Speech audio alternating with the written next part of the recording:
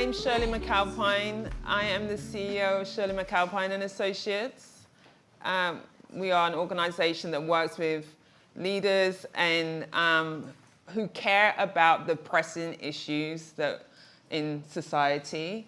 So I am really proud, and it's an honor to be moderating this session this morning with some fantastic speakers. So the order of the session today, we're going to begin with some opening remarks, and then we're going to hear a presentation on the study on empowering consumers to accelerate 24/7 carbon.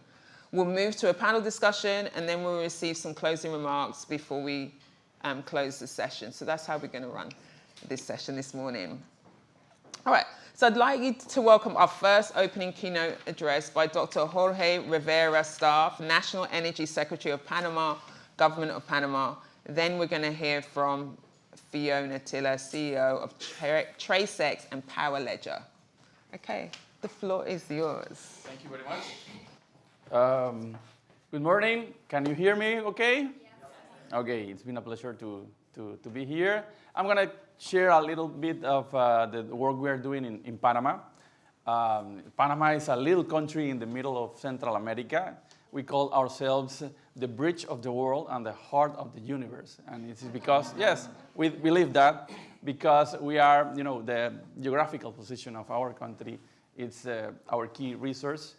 It's not a coincidence that the Panama Canal is there, no? So regarding a carbon-free electricity or generation, the climate change goals that we have for energy, I will share three things now. First, we have been developing a national energy transition agenda.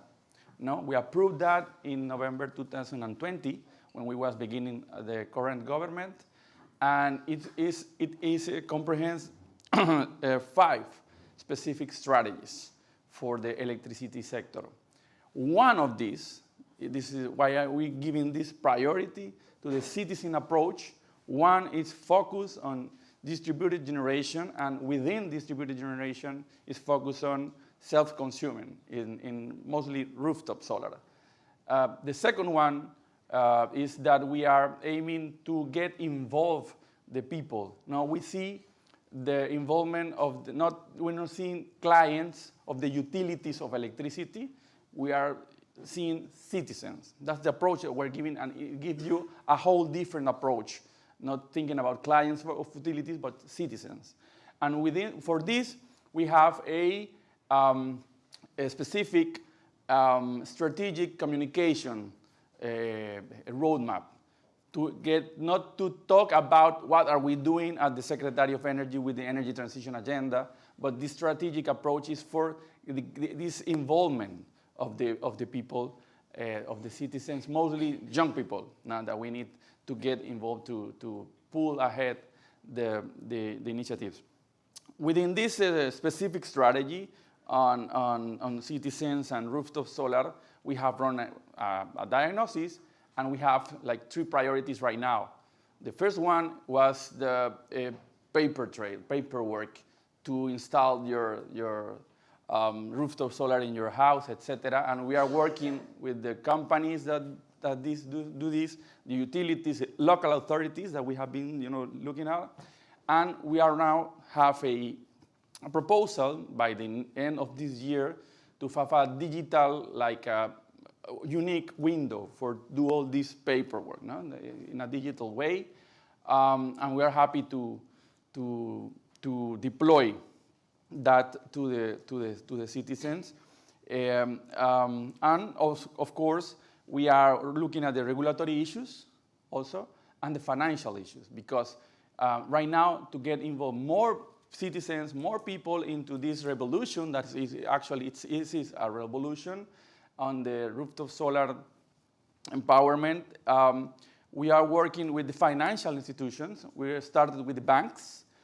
We are working with them like 2 years in order to understand how does this work, what are the risks, and their approach on this, because they didn't knew how this activities, and now we are seeing like a boom, really. We are beginning to see a boom on this installation. So these are our 2 priorities, but actually we have like 25 specific lines of action for this strategy that if we add it to the rest of the energy transition agenda, we have 262 lines of action, 30 goals, 62 objectives. We have a specific action plan that you can measure.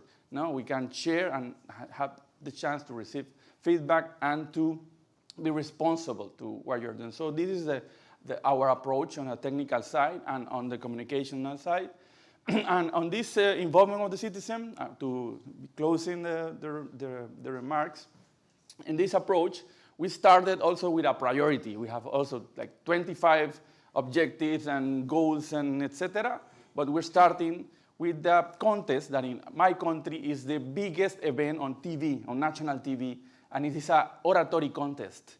No? For younglings from 14 years to 18 years that in middle school or high school, well, it's incredible that my country, this is the 97% rating. It's the most seen show in the country. And it's, in national. And this year, the energy transition is the theme that they are actually developing right now. So we are expecting to have a really shift, a turning point in November 12th this year because of this. It's incredible that you can see people from 14, 15, 16 years talking about energy transition like this. There's no way that never I will have the opportunity to be as an impactful that listening to them. So the whole country is going to be listening to them of what we are doing, all the opportunities, etc. And we are really excited to combine the innovation on the technology side with all these strategies, but the involvement of the citizens in taking advantage of this. So this is some kind of, I can share with you what are we doing to empower the citizens in the process of a carbon-free grid. We already, just to finish, Panama is a carbon negative country. It's one of the only 7 countries in the world that can say that right now. That is because of several aspects, but we are running our electricity grid in 80% right now, and we expect to have it to 90%. And part of this in the next 8 years, and part of this is because the involvement of the citizens. We were, in an average, installing like 1.5 megawatts of rooftop solar in our country until 3 months ago. Right now, we are installing 3 megawatts. We are doubling the installment capacity every month. So we think after November 12th, that number is going to double again. So thank you very much.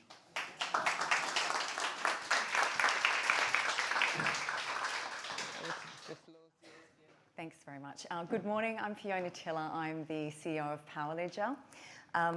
At PowerLedger, our journey towards tackling grid decarbonisation began in 2016.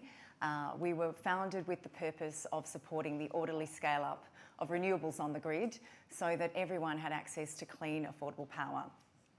Our technology is now available in 11 countries across 5 continents and has over 21,000 users.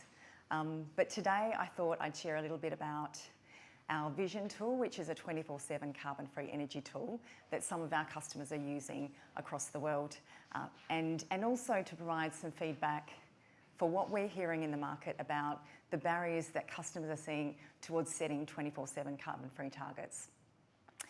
So for Vision, just for a bit of context, our Vision tool allows customers to track, trace and visualise their energy mix from all sources at granular intervals. We do this using blockchain technology, where we create a digital record of every kilowatt hour generated, and that's tracked all the way through to point of consumption. We do this by connecting to customers' smart meters. We ingest their consumption energy data at granular intervals. Now, this can be anything from between 5, 15 to 30-minute intervals. Ultimately, we're only limited by the availability of the data. An example of this, a large-scale example, is with an energy retailer, Equator, in France. And they're providing this solution to not only their large commercial and industrial customers, but also their residential households. Customers who are part of this project have anecdotally fed back to Equator that using this information, and they can see across the day their consumption profile, and they've been able to change scheduled energy intensive activities to times of the day when renewable energy is more readily available.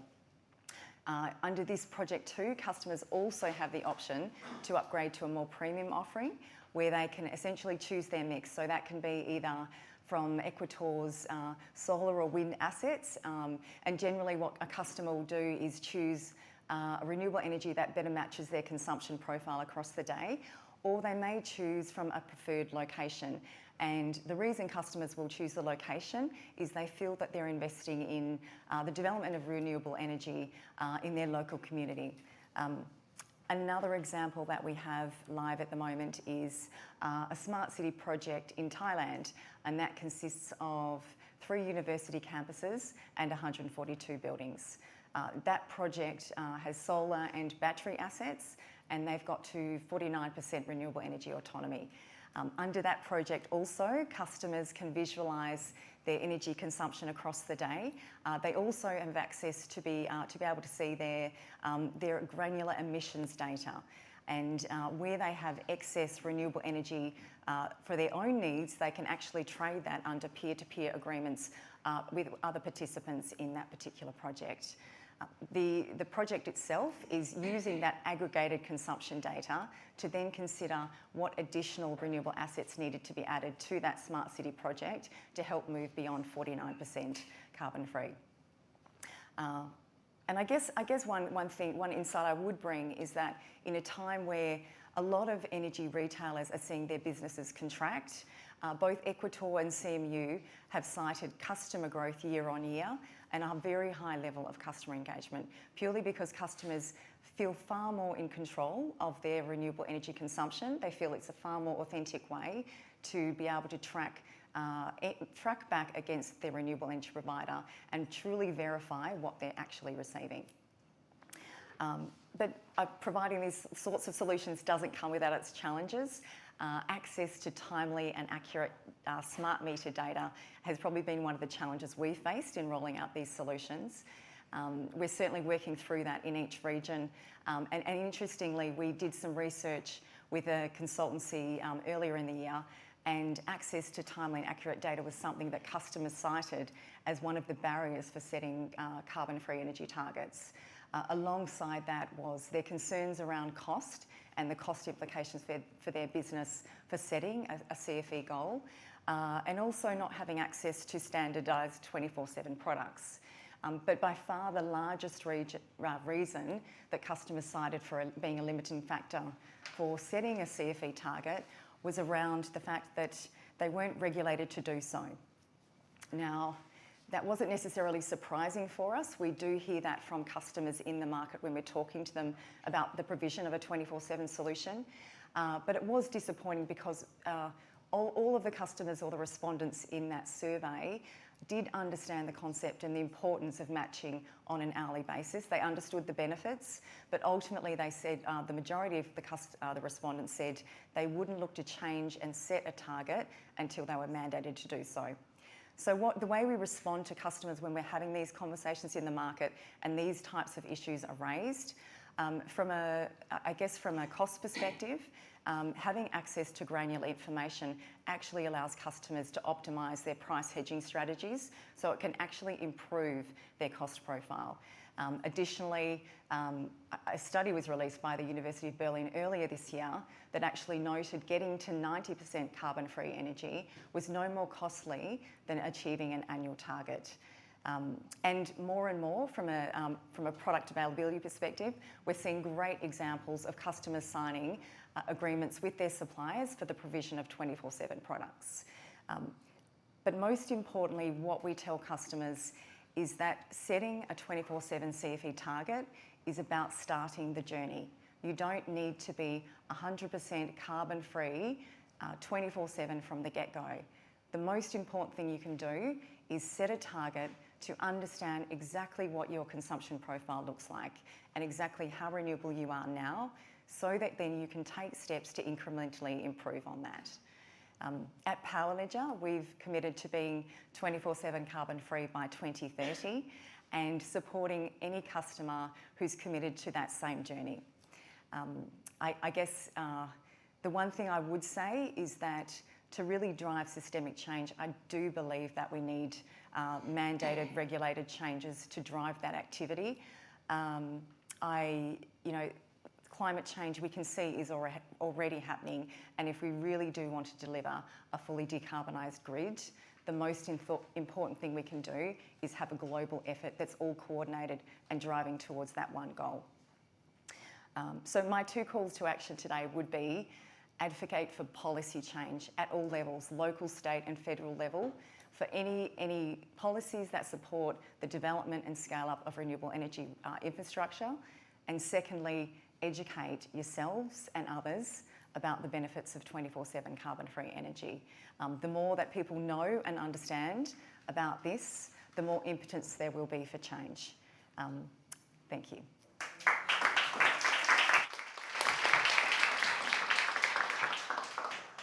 Both really powerful starts to our discussion session this morning. I'm going to invite Irina Lazzarini and Annette Chow who are going to share with us empowering consumers to accelerate 24/7 carbon-free energy. Thank you. It's on? Yes.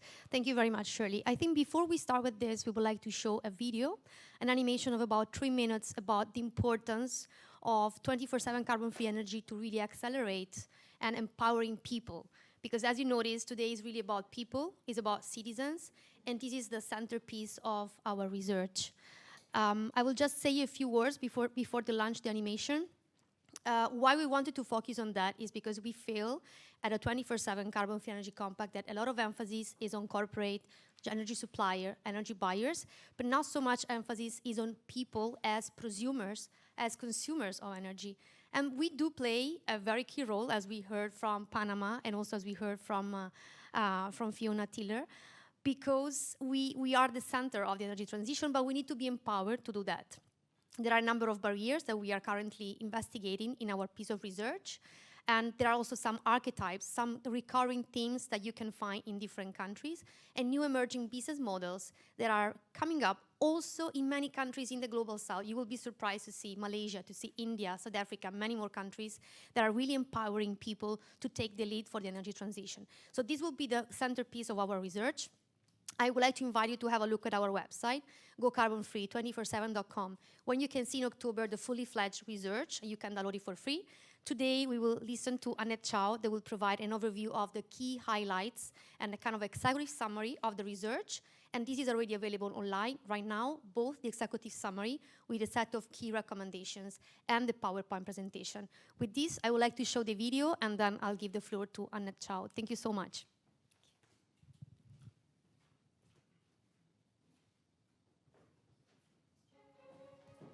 Our world is evolving.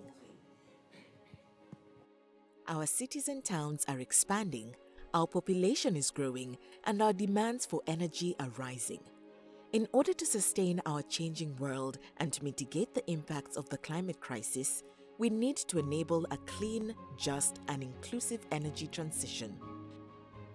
We need to move away from fossil fuels and ensure all electricity needs are met with 100% carbon-free energy 24 hours a day, 7 days a week. Consumers hold a unique power to drive this transition forward. They can influence energy demand by shifting away from peak, carbon-intensive consumption, reduce spending on energy, increase efficiency, and call on governments to accelerate decarbonization. Efforts are being scaled to increase consumer engagement, but the benefits are not being felt by all.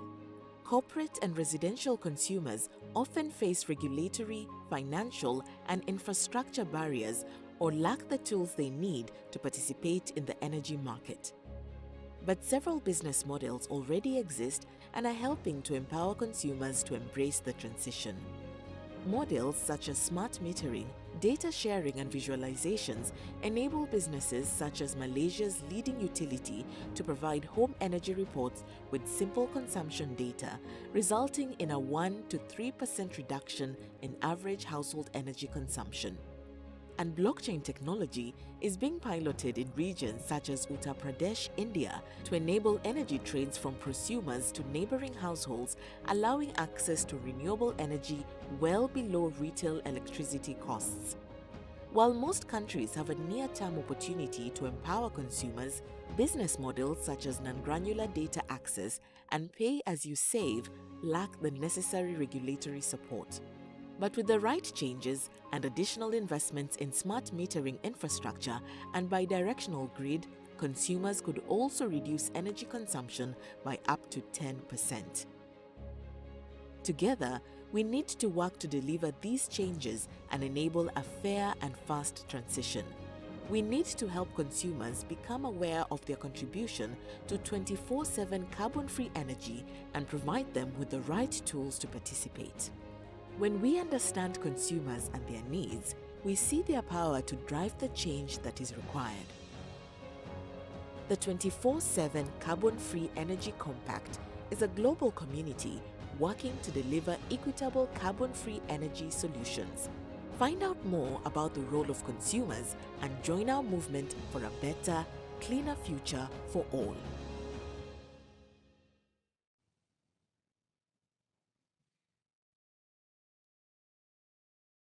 I'm Annette Chow, and I'm an associate partner at Dahlberg. We work on sustainable development issues, and in doing this work, I think we all know that decarbonization is urgent, but I noticed that it's tempting to be skeptical of the role of consumers. It's tempting to say it should be businesses that are really pivotal to the transition, and that's more cost effective. What we've tried to do in this work and what we've been exploring in this work is the importance of the demand side and the role it has to play. The fact that there are already many solutions that are out there and that there's a lot of work to be done at the same time. What we found at the core of it is this. A lot of the underlying technology that we really need is out there and being used already. There are plenty of exciting solutions, as Irina said, that are already emerging, including in the Global South. The changes that are needed are regulatory changes. They're changes to incentives. They're having infrastructure in place to make sure that this can happen. And the potential for the shift in household electricity consumption is huge.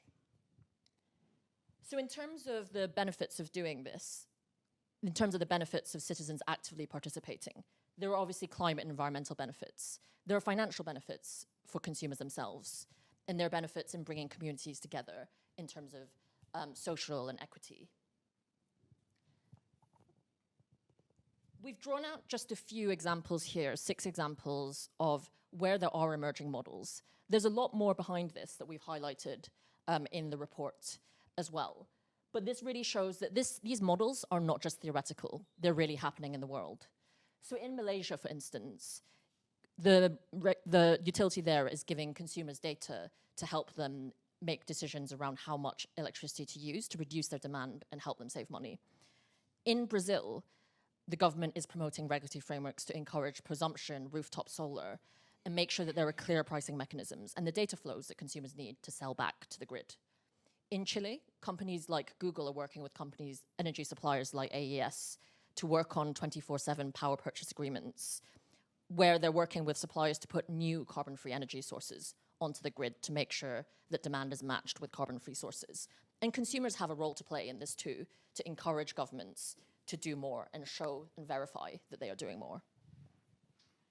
Then there are a few more examples around incentives and around financing. In India, which is deploying energy trading and encouraging consumers to trade renewable energy with each other. In Rwanda, which is using interest-free loans to encourage consumers to buy energy-efficient appliances.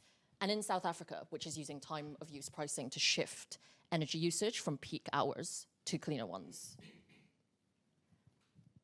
Assuming the right infrastructure, regulation, awareness, and incentives are in place, this could shift over a quarter, 27% of household electricity consumption. That is a huge number in a world where we need to use all the tools we have to hand to drive towards 24/7 decarbonization. So of the 5,800 terawatt hours on the very left of household residential electricity consumption, most of that, 39%, or some of that, 39%, is already from carbon-free energy sources. Then there's a first step, getting consumers to reduce their electricity consumption at home or to make it more efficient without necessarily shifting the underlying supply of carbon-free energy. That's the 300 terawatt hours of reduction that you see here. That requires the right infrastructure, like smart meters being in place. It requires the right data so consumers can really engage with the grid. And it requires the right pricing and mechanisms to encourage consumers to change their behavior and give them a financial and cultural reason to do so. Then there's a bigger, more difficult change as well, which is consumer empowerment solutions that bring more carbon-free energy onto the grid. That includes things like 24/7 power purchase agreements that I mentioned earlier. It also includes things like granular energy certificates to verify types of energy, where it's coming from, and make sure consumers can match each hour of demand as far as they can with carbon-free energy sources. Both of those models we've highlighted because they're about sending market signals. They're about bringing more carbon-free energy onto the grid. That has a bigger potential, but also requires more investment. Of course, how to achieve this is going to vary with local contexts. We've drawn out 4 country archetypes here, from the least grid access on the left to the most advanced electricity markets on the right. Being realistic, something like 24/7 power purchase agreements is not going to be immediately achievable in every market, especially ones that are thinking about modern energy minimums and ones that are operating from a different place in terms of data and regulation. But every country has a pathway towards empowering consumers for 24/7 decarbonization. As you go from left to right on this page, a broader set of solutions open up all the way through to granular data. And there's potential in some places for some countries and contexts to kind of leapfrog if they have the right infrastructure and thinking and incentives in place. The technology already exists, so this is about making choices depending on where a country or where a community is at the time. All stakeholders have a role to play in this. Governments in terms of policy, mandates, building the infrastructure and the financial and market incentives needed. The private sector in terms of innovating, setting standards for new mechanisms and new ways for consumers to work with consumers. In terms of consumers working together as well to raise awareness of each other, with each other, and also in terms of aggregating demand in things like energy cooperatives and working together on this. Across all of these, data and data governance is really important to make sure that consumers are comfortable to engage in a safe space. I know we'll all reflect more in this room on the role that the Compact has to play in doing this, whether it is shaping policy in the right context, whether it's in driving investment and increasing investment, or whether it's in accelerating the engagement of consumers. On that last one, I do wonder if there's a role to aggregate consumer organizations in the same way that C40 exists for cities, clean energy, Buyers Association exists for companies producing energy. Is there scope here to have something that really brings together consumers in a space that is fragmented in terms of the economics, but has so much potential? In closing, as I said at the start, this is going to require a lot of work and investment, but the technology and the resources exist to do this. It will take the right decisions on policy, on infrastructure, on incentives, but I do feel from doing this work that progress is possible. There's lots more detail in the study that sits behind this, but I hope it does help to chart realistic paths forward to make this change. Thank you.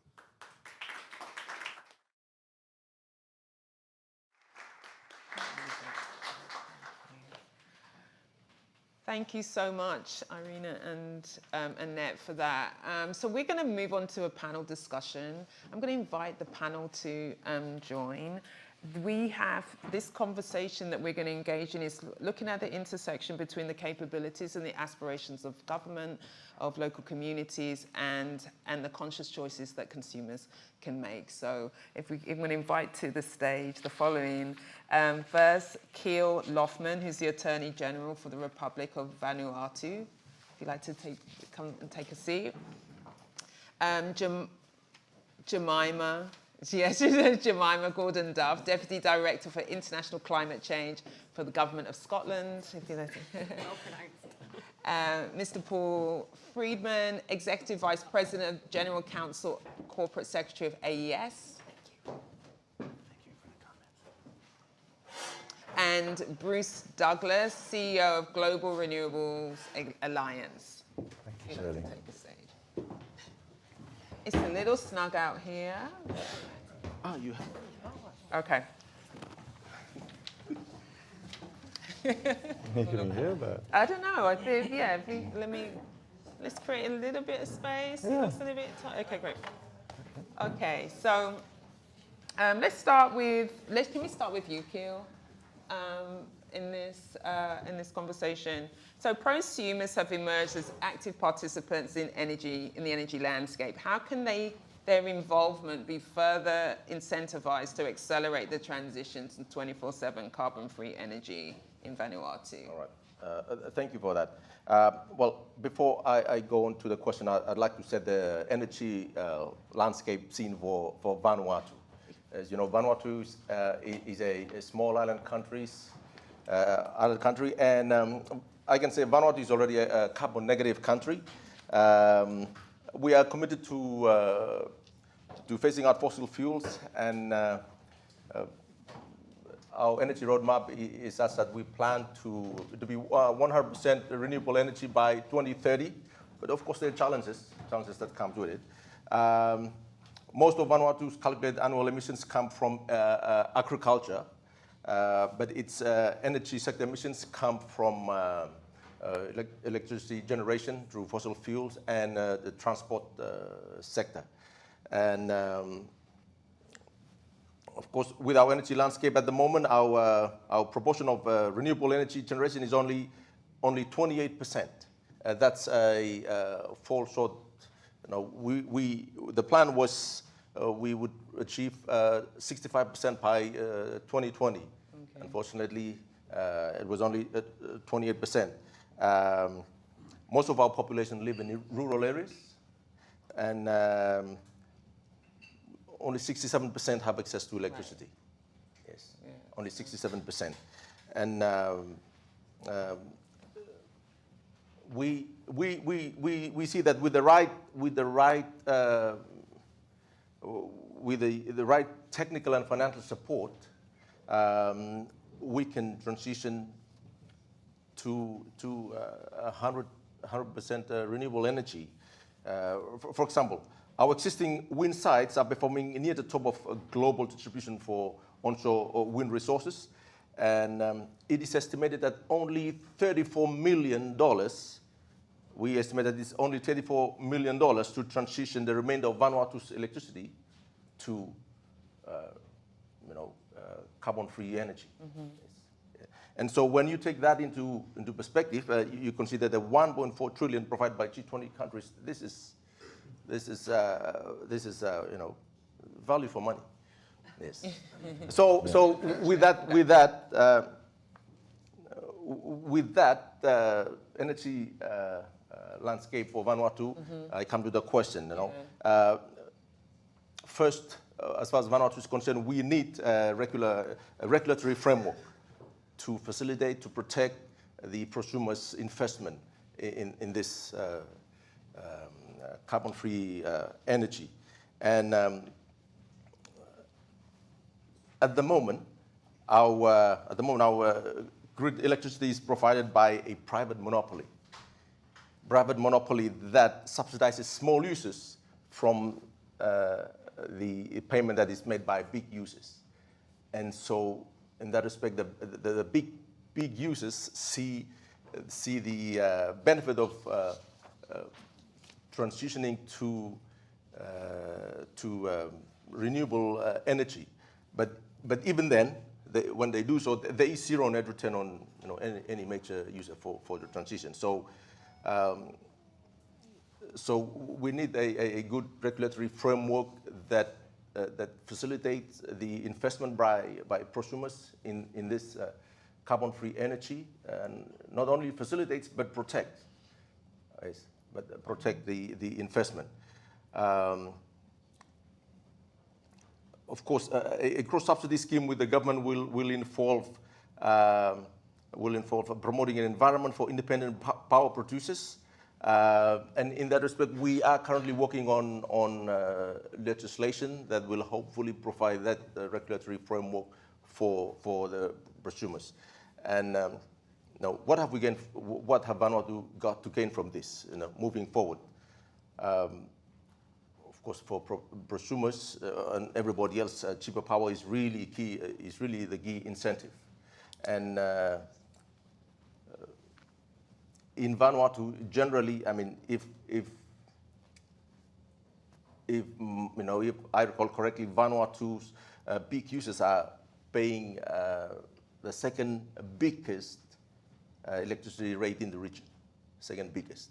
And so that is the challenge that we face. And I mean, for Vanuatu, a 100% conversion to renewable energy would prove to be, it would provide cheap energy, accessibility of energy to the communities. And yes, I think I'll stop there. But yes, that is the challenges that is faced by a small island country of Vanuatu, spaced out over. It's an archipelago. It's quite challenging, but our roadmap is such. Energy roadmap is such that yes, we are for this. We want to improve. We are working on legislation to promote and protect the carbon-free energy. Thank you. Great, thank you. Can we move on to Jemima?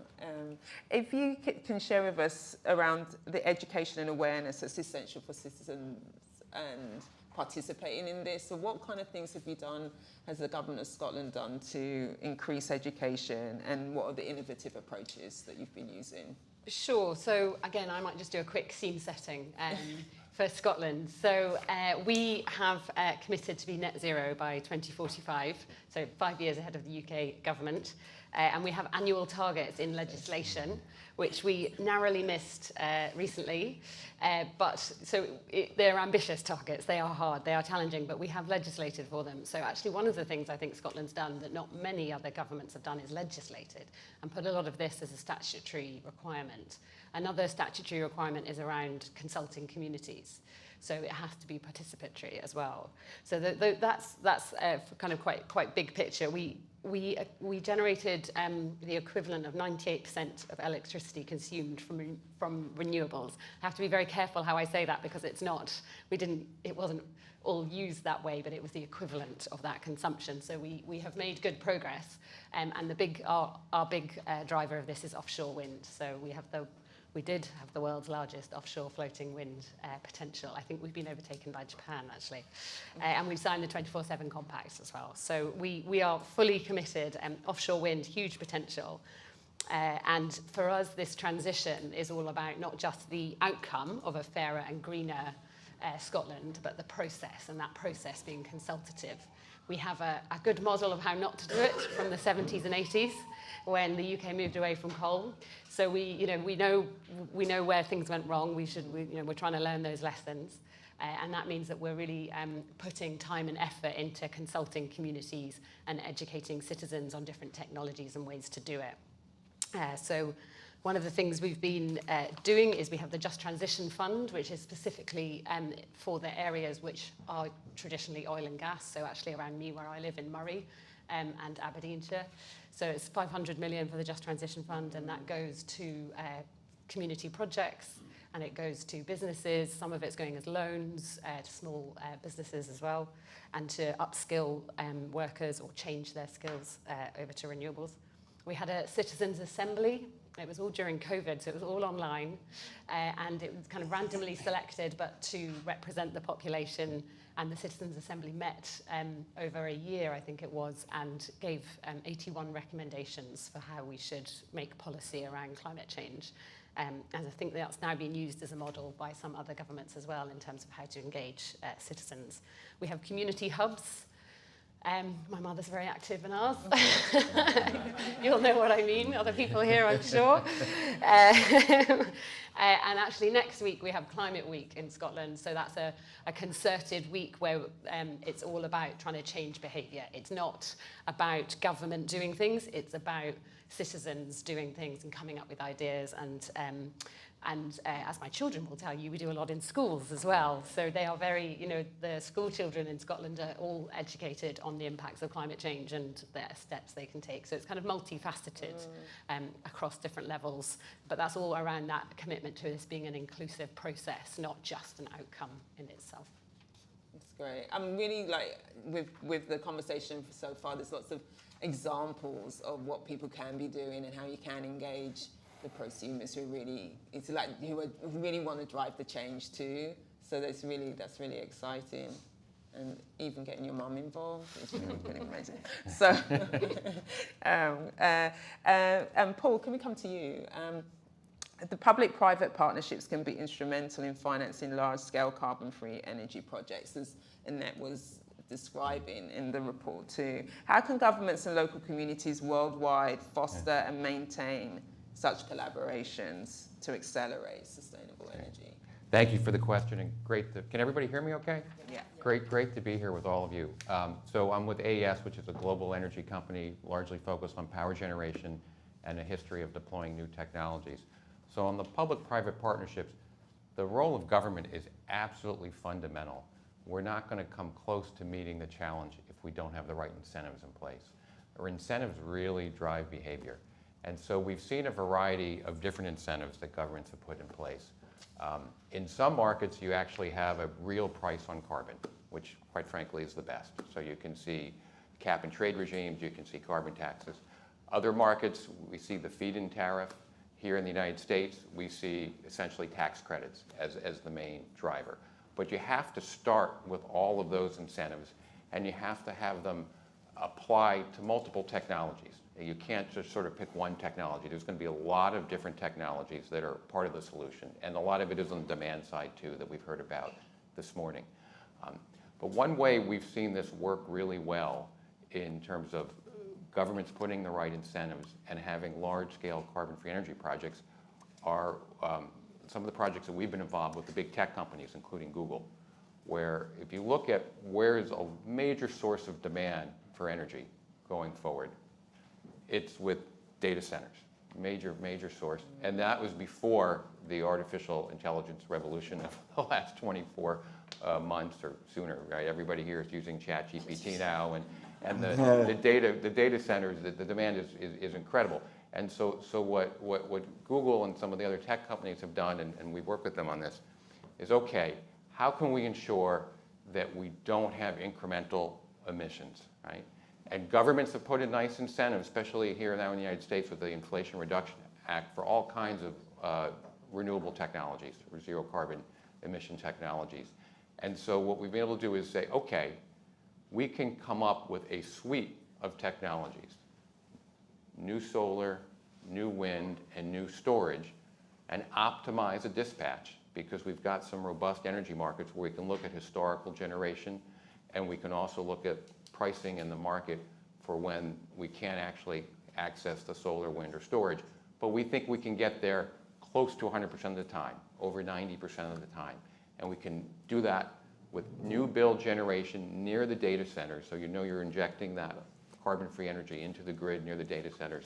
And so that's really on an hourly basis, right? And we can guarantee that. So that's really revolutionary, because what you're fundamentally saying is we can meet all this future demand with almost zero free carbon. So none of this would be possible, of course, without the right incentives. That's really key. I mean, we need to see government deliver, but the great news here is there's growing recognition, right? That we need the incentives in place, and we're seeing them, but also you've got wonderful companies leading the way with ambitious targets, right? And then I think the consumer piece that we've all talked about this morning is another great part of the story. So I like where the trends are going. I'm very optimistic. Great. Thank you. Thanks, Paul. Bruce, let's come to you. With your experience in renewable energy sector, what's the innovative approaches that you've observed in various countries, because you work across a number of countries, and communities in the energy transition, especially in this context? Sure, thanks Shirley, and thanks so much for the invitation. Really excited to be here. So thank you so much for SEforALL for inviting us here. So we partner very strongly with SEforALL on the 24/7 CFE piece. I also see several other of our partners in here, Energy Tag, Electricity Maps, Global Wind Energy Council, Euroelectric. So it's great to see you all here in this space. And as I walked in, I noticed the quotes on the wall, those inspirational ones, especially like the one at the back there. It says, "It seems impossible until it's done."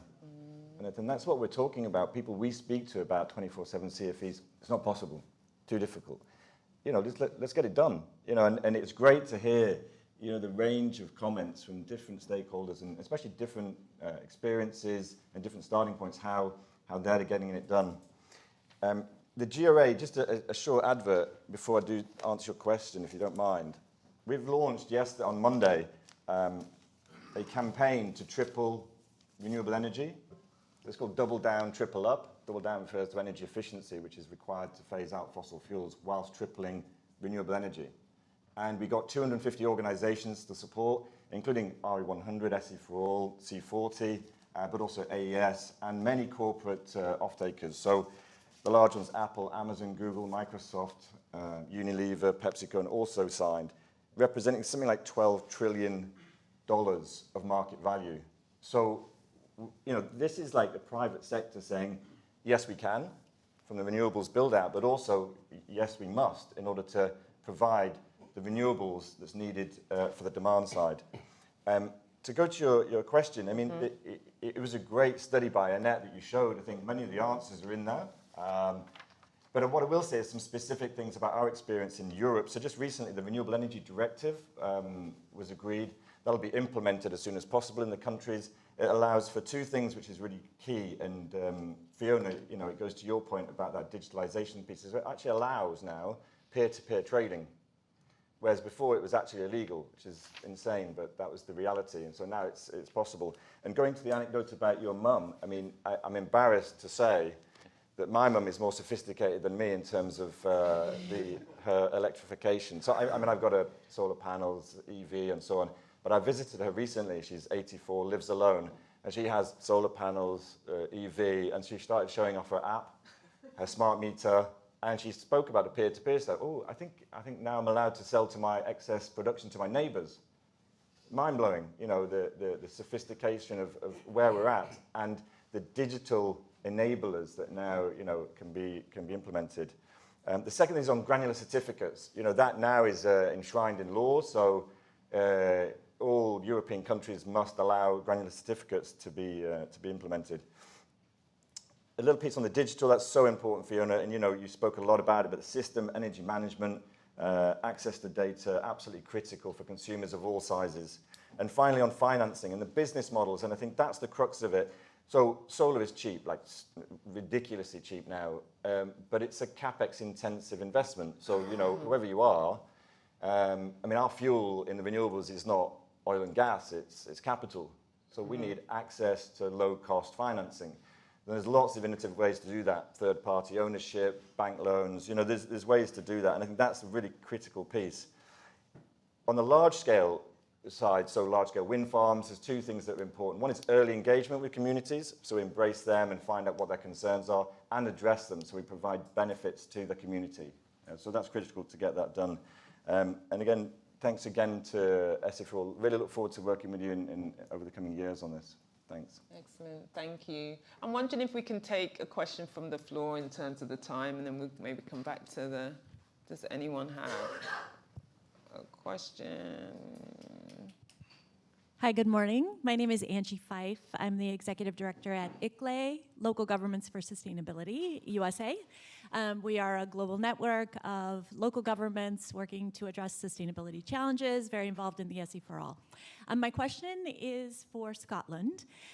We have been funded at ICLE USA by Google to update the US Community Protocol for greenhouse gas accounting and reporting at the community scale. So not just data centers, not just residential, but how would the entire city of New York report a 24/7 greenhouse gas inventory?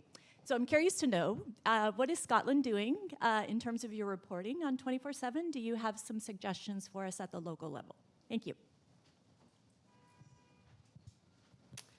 I'm going to have to take that question away because that's not one I can immediately answer. I mean, Scotland is obviously, we're a small country, you know, we're 5 million, so and our cities are not that big. I was hearing from colleagues in Delhi about some of the things they're doing in terms of mapping their city emissions and how they're addressing that through building lakes and new parks.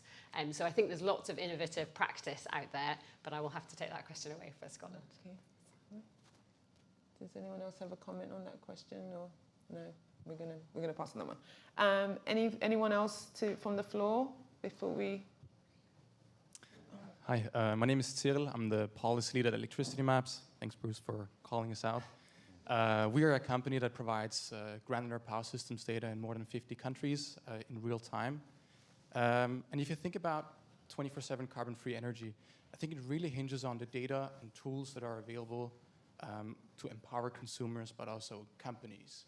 And my question to the general panel, or to anybody in the room, obviously, is how do we make sure that hourly consumption data, especially for consumers, is available to everybody? And what is the role, for instance, for utilities to provide such data? That's like one for you. Anyone? I'm happy to start with utilities. I mean, I think utilities, I started with incentives really drive behavior, and utilities are sort of at the forefront there. You need the incentives in place for the most part. And so I really think you can achieve a lot by mandating certain disclosures in terms of the data that you're talking about with utilities. I think for the broader constituency, I brought up the 24/7 carbon-free energy projects we've done, but we had markets where you had tremendous price transparency and tremendous data available to the public. So I think it's a question of some of it will be sort of public mandates to put the data out there, but it's interesting how voluntary markets start, right? They start small, to sort of paraphrase the quote you use, right? They're small until they're not, right? And then there's a sort of network effect where once you get it going, wait, I want to be part of that market, and at a certain time it achieves a scale that everyone has to say, wait, it's better to be in than out. So I think once we just get one market going with a little push in terms of putting data out there, the benefits will be seen in a much broader way, and that will galvanize a lot more support for more transparency and disclosure in data. Just maybe a follow-up to that, and you know, it's the utilities' job, no doubt, but Annette's report also showed that, you know, legislation, policy frameworks are key for this. Now, you know, where is the balance between purely voluntary through to mandated, you know, especially on data provision and so on. So that's something that's still under discussion, and a variety of different ways in different markets, as you know. The other thing that's important is awareness raising, so communications, and this goes across everything we've discussed. So the technology is there, the information is there, we know what to do, but most consumers don't know it exists or how to do it, and I think that's a huge role. So public information and awareness raising. It reminds me of what Fiona was sharing in your example this morning, in the opening address, right? And then even your phenomenal example, Jorge, of how the education piece and how you're engaging citizens, and just even the stance that you're taking around the citizens' approach versus like they're just not consumers, they have a stake in this, and so that's all important. Thank you. Can I just say thank you to the panel? We're going to move towards some closing statements. Thank you so much for joining us. Do you want to take a seat, or you want to just? Yeah, okay. Thank you. Thank you, Bruce. Bruce Douglas, Jemima, Gordon Duff, Paul Freeman, and Keel Loftman. Thank you so much. Okay, so I'm going to invite. She says, looking for her papers. Okay, I'm going to invite Irene Scola. I apologize for that.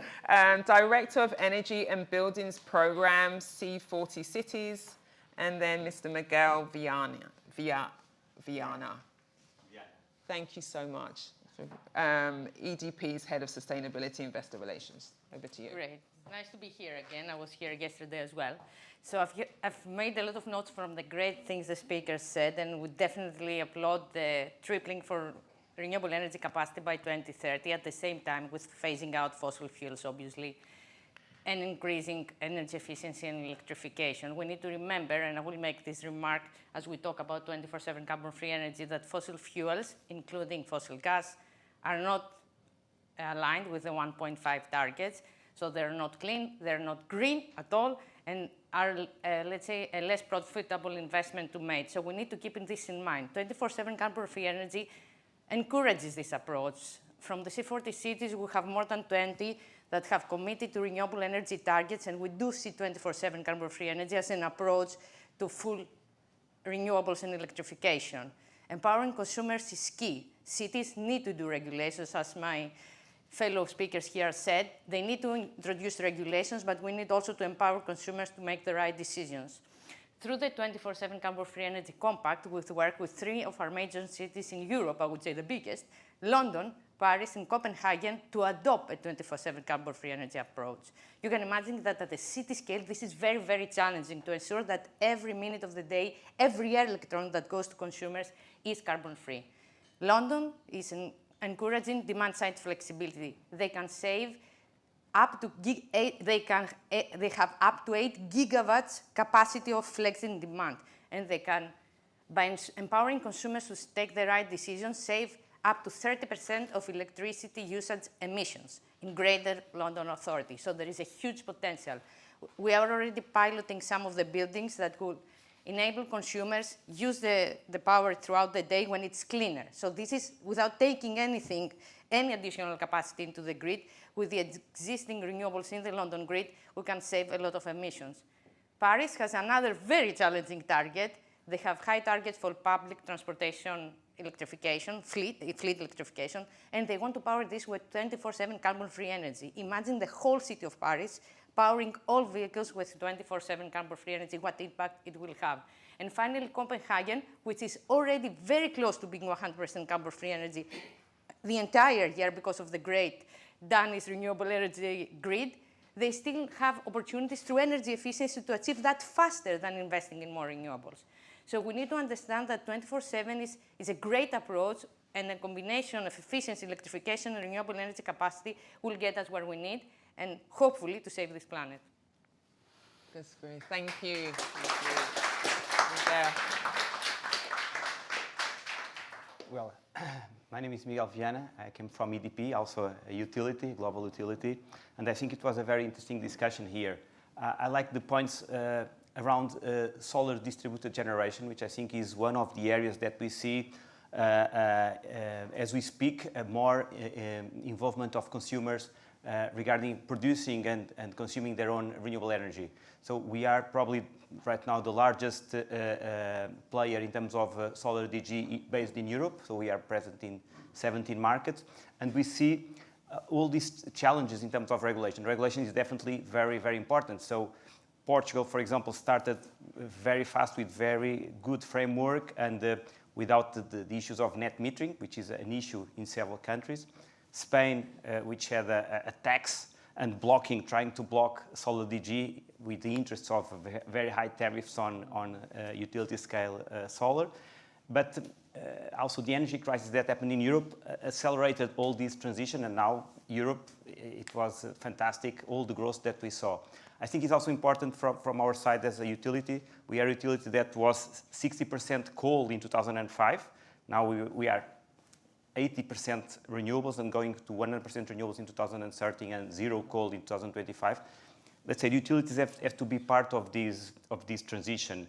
And let's say the utilities cannot see, let's say, the solar DG business as a threat. So we see that as a new business, not we are involved. So we want to help our consumers and our customers to produce their own electricity. One of the challenges that we have seen also both in Europe and in US, and we talked about the capital. Capital is the issue. Of course, it's much cheaper to buy a liter of gasoline or a bag of coal than to put solar panels. So One of the issues that we have been working with our offers with clients is financing, of course, and we provide financing, and we provide from 5 years of installments in which the consumers can pay the panels in 5 years, or even more sophisticated for PPAs for 10, 15 years, and that has to involve also, of course, sometimes banks. So the banking system is fundamental here, because there are savings to be done. So consumers can save between, in some cases, 50% of the bill or 20%, but they need the upfront money. So that's the issue. And these companies can see this as a business opportunity. Also, the part of technology is fundamental. So, and here, I think all the data that we accumulate, so we increased installed capacity in solar DG 25 times in 2.5 years, so it's quite impressive.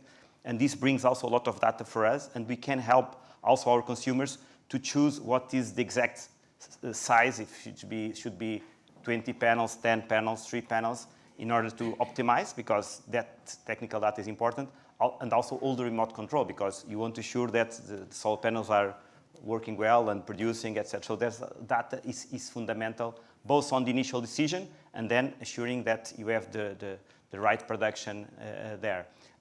Finally, it's important the stability, as it was referred in terms of the governments, and that you don't change the rules in the middle of the game. So net metering has been an issue in US with California. So you need to do smooth changes, because if people do upfront payments, you want the rules to be stable for a long period.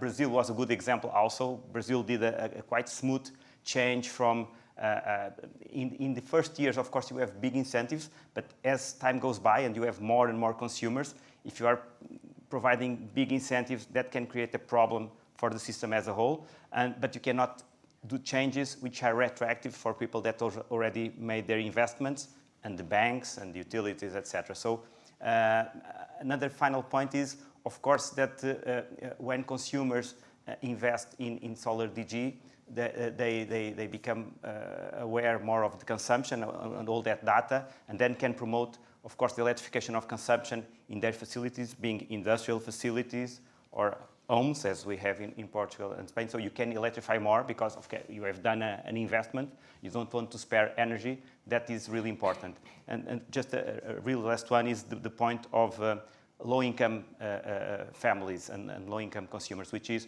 obviously you are talking about capital. So maybe the medium-high income families or corporations with the resources will be the ones that will be more, we will have the means to save more, okay? And the other ones that don't have the upfront, they will still go for the fossil fuels because it's the cheapest solution. And here the governments with the right incentives, being subsidies, being, of course, the fiscal incentives in US, which are really important also in terms of low-income families and these energy communities that you can sell energy to your neighbors, and this partnership that we have also with Google here in US on providing solar DG to low-income families. So very interesting discussion. Thank you. I'm now moving in to Jordan Suka. Thank you so much, Miguel. Just to let you know that if you, this live stream is available on Solutions House YouTube channel, and another session is starting shortly, so we will need you to gather yourselves and your good selves and your belongings. If you want to become part of the 24/7 CFE community, you can reach out to any one of the team. People can put their hands up with the SEforALL team, and you can go to the website gocarbonfree.com, and we're excited to hear from you. Thank you so much for this morning, and thank you to our speakers.